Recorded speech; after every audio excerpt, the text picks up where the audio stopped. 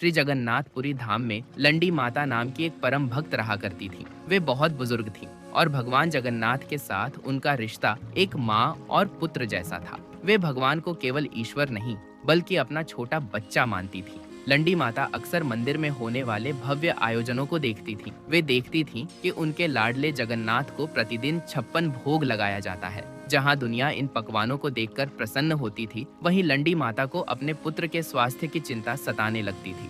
वे सोचती थी, इतना सारा मीठा, इतने तले हुए पकवान और इतने गरिष्ठ व्यंजन, मेरा छोटा सा बालक रोज इतना भारी भोजन करेगा तो उसका पाचन खराब हो जाएगा, कहीं उसे बदहजमी ना हो जाए। एक माँ के मन में विचार आया कि जैसे घर में बच्चों का पेट ठीक रखने के लिए कड़वी औषधियाँ दी जाती है, वैसे ही जगन्नाथ के लिए भी कुछ करना चाहिए। उन्होंने ताजी नीम की पत्तियां तोड़ी, उन्हें सिलबट्टे पर पीसा और एक कटोरी में नीम का पेस्ट तैयार किया। उनका मानना था कि यह नीम का पेस्ट उनके बेटे के स्वास्थ्य को ठीक रखेगा और 56 भोग के प्रभाव को संतुलित करेगा। जब माता वह कटोरी लेकर मंदिर की ओर बढ़ी तो द्वार पर पंडितों ने उन्हें रोक लिया। कहाँ जा रही हो माता? मैं अपने पुत्र जगन्नाथ के लिए औषधि लेकर आई हूँ। वह रोज बहुत मीठा खाता है, यह नीम का लेप उसके पाचन को ठीक रखेगा। पंडितों ने जब देखा कि वह कड़वा नीम जगन्नाथ जी को खिलाने की बात कर रही है तो वे हंसने लगे और उन्हें पागल समझकर मंदिर से बाहर निकाल दिया। माता बहुत दुखी हुई।